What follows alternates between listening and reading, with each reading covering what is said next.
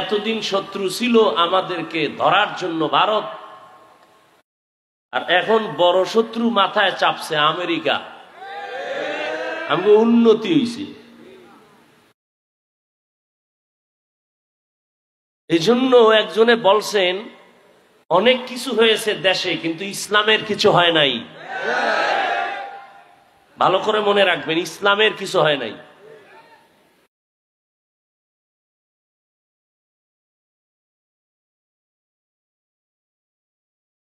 তবে আমরা হওয়ার জন্য যে একটু আগাবো, একটু বাধা আছেই, আর আমাদের নিজেদের মধ্যে ধাক্কা ধাক্কি, এটা আরো বড় সমস্যা।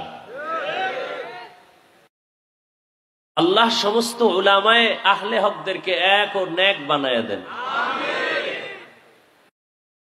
আলেমরা এক হবে, মন ভালো, কিন্তু আপনাদের কারণে পারে না। একজনে এক ভক্ত আর এক আলেমের ভক্ত, এই কেউরি উপরে উঠায় নিচে নামায়, ফেসবুক তো আছে, লেখতে কালি লাগে না, বিসমিল্লাহ লাগে না, সারা রাত এই আকাম করে। আপনাদের কারণে ওলামায়ে কেরামের মধ্যে দূরত্বটা আরেকটু বেশি।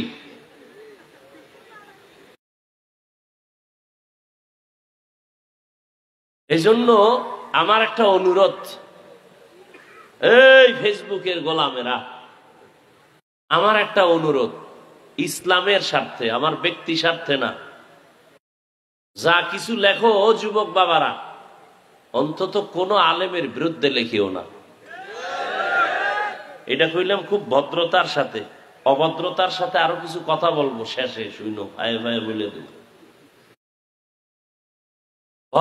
ভদ্রতার সাথে বললাম, দিলের মোহাব্বত নিয়ে তুমি যা কিছুই লেখো, যা করো, এটা তোমার বিবেক দিয়ে বিচার করো, কিন্তু আলেমের বিরুদ্ধে লেখো না। বাংলাদেশের মানুষ কোন ধর্ষককে ক্ষমতায় নেবে না, বাংলাদেশের মানুষ কোন চাঁদাবাজকে ক্ষমতায় নেবে না। বাংলাদেশের মানুষ, আলেম যদি কিছু করেও অন্য ওলামায়ে কেরাম সেটা ধরবেন, দেখবেন, বুঝাবেন, সমাধান করবেন। তুমি আউযুবিল্লাহ পারো না, বিসমিল্লাহ পারো না, তুমি আলেম নিয়ে লেখো কেন? তোমার কপাল পুরার জন্য আর কিছু লাগবে না, এটাই যথেষ্ট। কপাল যে পুরছে তুমি তো বুঝো না। তুমি চিন্তা করো, ঘুম হইতেছে, খাওয়ান হইতেছে, সব চলতেছে, সময় মতো টের পাইবা কি হারাইতেছ। সে বুদ্ধি থাকলে না বুঝবা। একজনে জামা খুইলে দোকানে বসতে চায় না, আর একজনে খালি গায়ে বইছে, একটা লঙ্গি। মানুষের কিছু লজ্জাবোধের কোয়ালিটি আছে তো। ট্রেন যখন ঠিক থাকে না, তখন ওই লোকটা কি উলঙ্গ না বস্ত্র পরিধান করা, এই হিতাহিত জ্ঞান হারিয়ে ফেলে। সমান, যার নাক নষ্ট, নাক, ওর কাছে আতর আর পায়খানা, কথা বলেন না, যার মেধা নষ্ট, ও মা বাবার সাথে যে আচরণ করে, অন্যের সাথে সেইভাবে আচরণ করে, ও নিজের আপনজনের সাথে সেইভাবে আচরণ করে, অন্যের সাথে সেভাবে আচরণ করে। যুবকদের একটা কথা বলি, লিখে রাখবা, পারলে পেস্টুন বানাবা, 100-150 টাকা লাগলে বানাইয়া লেখবা, রাস্তার মোড়ে মোড়ে টানায় দাও। অনেক স্লোগান তো টানায় দাও, এই স্লোগানটা টানায় দিও। এই জমিনে কিয়ামতের আগের দিন পর্যন্ত আর নবীজি আসবেন না, সাহাবায়ে কেরাম আসবেন না। আসবেন না? আপনাদের এই পাতারহাট মেহেন্দিগঞ্জে নবীজি মাঝে মাঝে আসেন, রবিউল আউয়ালে আসেন? আসবেন? নবীজি কি বলছেন? দুনিয়ার উম্মতেরা 63 বছর হায়াত আমি শেষ করে মদিনাতুল মুনাওয়ারায় রওজায়ে আতহারের মধ্যে আমি কিয়ামত পর্যন্ত জিন্দা অবস্থায় নামাজের হালাতে আল্লাহর মারিফতের মজা নিতে থাকব। নবীজি 63 বছর পর দুনিয়া থেকে চলে যাওয়ার সময় বলে গেলেন, আমি রওজা মোবারকে থাকব। কোথায়? মক্কায় না মদিনায়? মাটির উপরে না নিচে? কতদিন থাকবেন? কিয়ামত পর্যন্ত। মরা না জিন্দা? জিন্দা। ঘুমাইবেন, নামাজের হালাতে থাকবেন, আল্লাহর মারেফতের মজা নিবেন।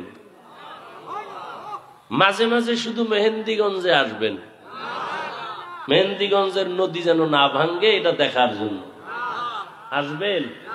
কিয়ামত পর্যন্ত কোন সাহাবায়ে কেরামও আসবেন? ইমাম আবু হানিফা, ইমাম শাফিঈ, ইমাম আহমদ বিন হাম্বল, ইমাম মালিক এরা কেউ? ইমাম বুখারী, ইমাম মুসলিম, ইমাম তিরমিজি কোন ইমাম আসবেন?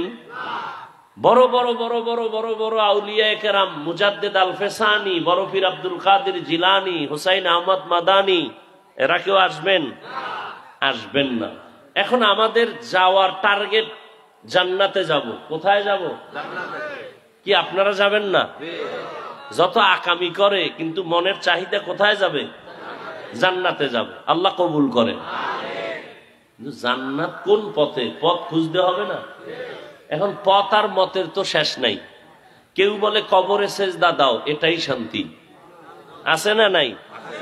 কেউ বলে পীরের পায়ে সেজদা দাও, এটাই জান্নাতের পথ। কেউ বলে ঈসা নবীরে আল্লাহর ছেলে বলো, শান্তি, আছে না নাই? কেউ বলে পাঁচকল্লি বাদ দাও, শান্তি। কেউ বলে তাবলিগ বন্ধ করে দাও, শান্তি, আছে না নাই? কেউ বলে কওমি মাদ্রাসা বাদ দিয়া শুধু আলিয়ায় পড়ো, শান্তি, আছে না নাই? এত মত আর পথের মধ্যে জান্নাতে যাবে এটা ফাইনাল। কিন্তু পথ সঠিক কোথায় পাই? কয় এই সঠিক ঠিকানা আছে কোরআন হাদিসে। কোথায়? কিন্তু কপাল খারাপ, আপনি আমি কোরআন বুঝি না, পড়তেও পারি না, হাদিসও পারেন না। না পারেন না, আপনি কি করবেন?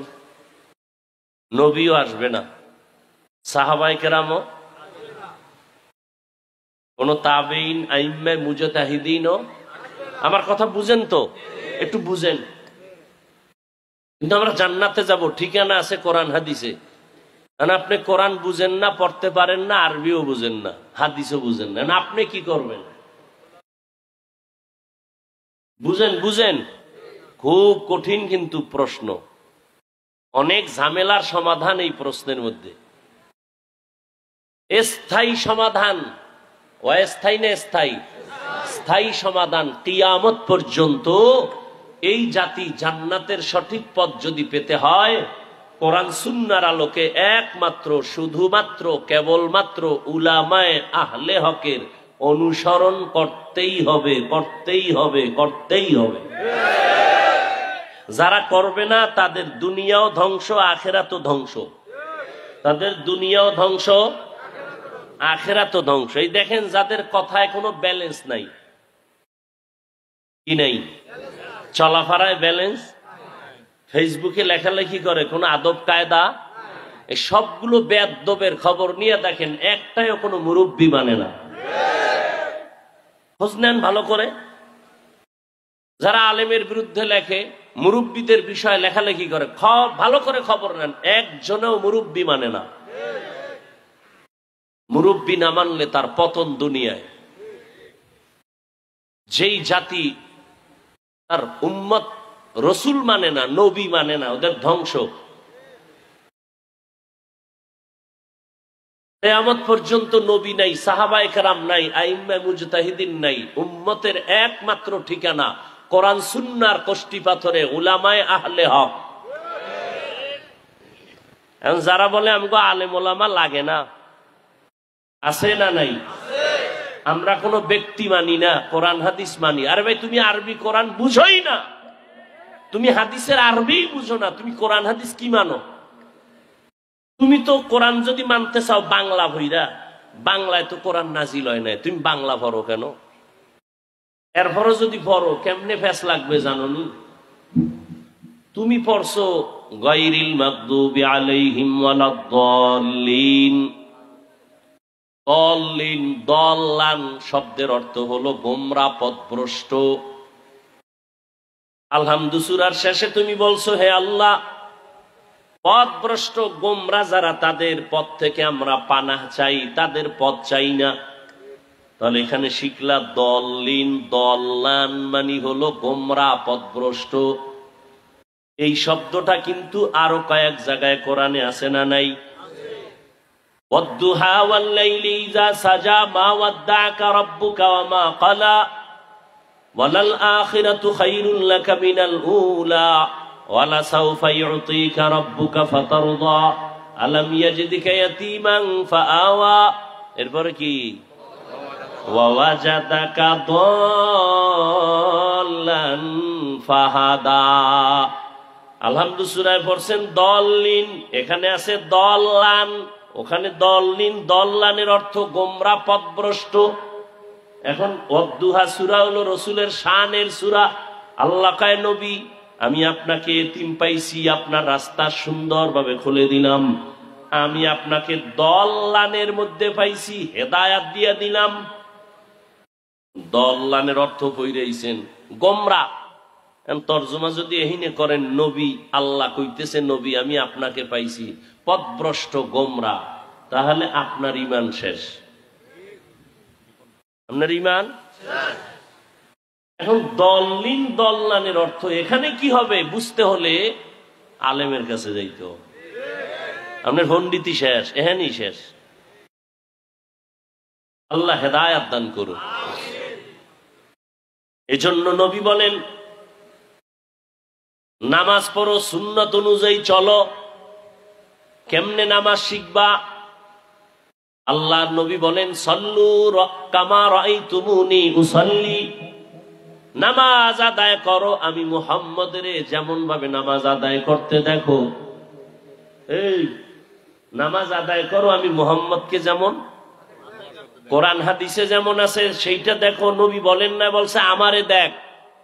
কারণ কিতাব দেখতে গেলে পেছে পড়বি, কারণ কিতাবে আছে বুকে হাত বাঁধো, কিতাবে আছে নাভির নিচে বাঁধো, কিতাবে আছে বান্দা সারা সাইরা দিয়া খাড়ায় থাও, সব হাদিসে আছে। বুকে বান্দারও হাদিস, নাভির নিচে হাদিস আছে। এবার হাত সাইরা দাও, এটাও হাদিসে। দাঁড়ানো অবস্থায় বান্দা লাগবে না, সাইরে দিয়ে দাঁড়ায় থাও। যারা হজে গেছেন এরকম কোয়ালিটির বহু মানুষ দেখবেন বাইতুল্লাহ, মদিনায় হাত সাইরে খাড়ায় থাকে, আছে না নাই? আপনি কি করবেন? হাদিসে তো 3 কথা। তাহলে আমি ফজরে হাত সাইরে দেব, জোহরের সময় মাথায়, আসরের সময় বুকে, মাগরিবের সময় নাভির নিচে। এই মাস্তানি চলবে? এ চালাকি চলবে? ওর নামাজ হবে? চালাকি হবে, গাদ্দারি হবে, নামাজ হবে না। এজন্য নবী কয়, আমারে দেইখা শিখ, আমি কেমনে রুকু দেই, কেমনে সিজদা দেই, কেমনে দাঁড়াই, কেমনে হাত বাঁধি। নবীরে যারা দেখছেন সাহাবায়ে কেরাম, তারা শিখছেন, আমরা তো দেই নেই। আমরা নবীরে না দেইখা কেমনে শিখি? আল্লাহর নবী সিরিয়াল দিয়ে দিছে যে আমারে দেখছে সাহাবায়ে কেরাম, তাদেরকে দেইখা তোমরা শেখো। তাদের পরে যারা, তাদেরকে দেইখা তাবেঈনরা শিখো। তাবিনদের দেখে তবে তাবিনরা শিখো। তবে তাবিনকে দেখে ওলামায়ে কেরাম শিখো। ওলামায়ে কেরামদেরকে দেখিয়া সারা দুনিয়ার মুসলমান উম্মত তোমরা শিখো।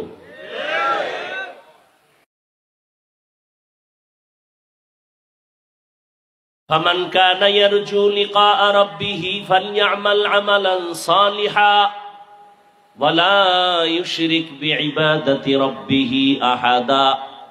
যারা রবের সাথে মোলাকাত করতে চাও তাদের জন্য কর্মসূচি 2টা, একটা ইতিবাচক আর একটা নেতিবাচক।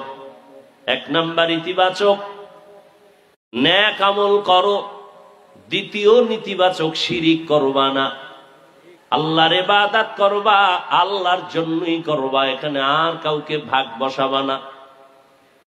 পয়গম্বর হাদিসে বলেন, قال النبي صلى الله عليه وآله وسلم أخلص دينك يكفيك العمل القليل। ও উম্মতের দলেরা, তোমাদের ঈমান ও আকীদা পরিশুদ্ধ করে নাও, অল্প আমল জান্নাত পাওয়া কারণ হয়ে যাবে।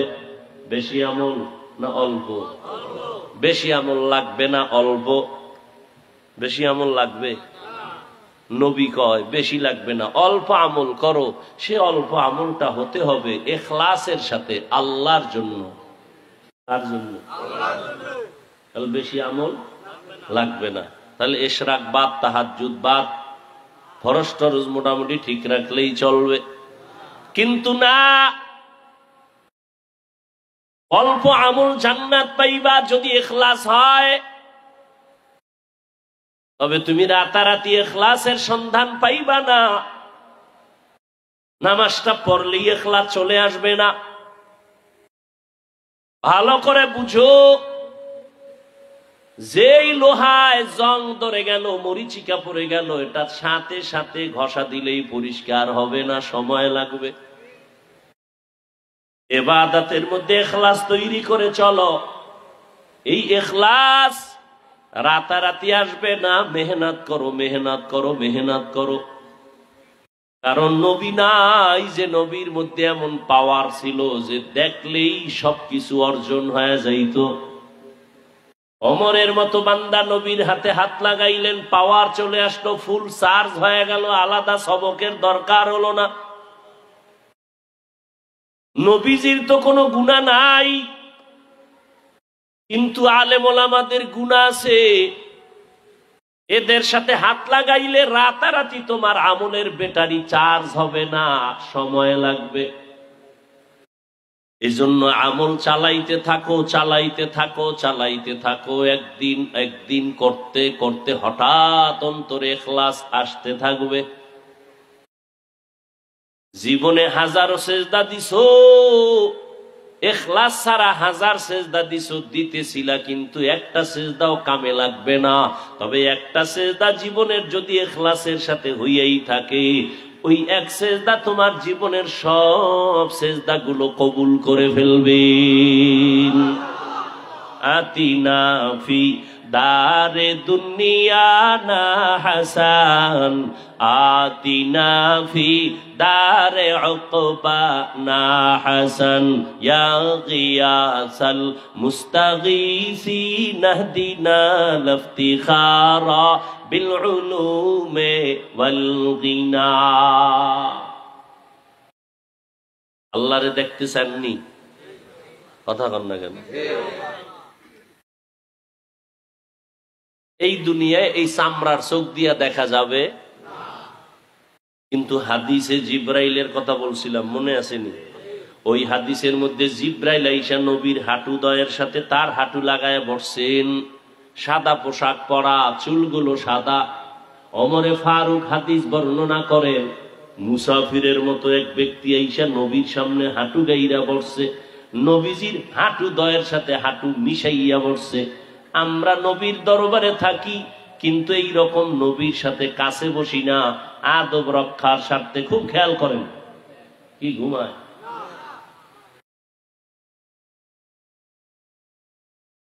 জিব্রাইল নবীরে প্রশ্ন করেন, মাল ঈমান, ঈমান কারে কয়?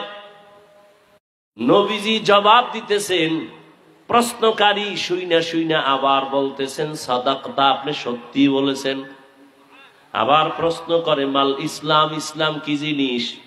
নবী জবাব দিলেন, জিব্রাইল আমিন কয়, সাদাকতা, আপনি সত্যি বলেছেন। এক পর্যায়ে প্রশ্ন করলেন, ইহসান কাকে বলে? জিব্রাইল প্রশ্ন করে, নবী জবাব দিলেন, আন তা'বুদাল্লাহা কাআন্নাকা তারাহ ফা ইন লাম তাকুন তারাহ ফা ইন্নাহু ইয়ারাক।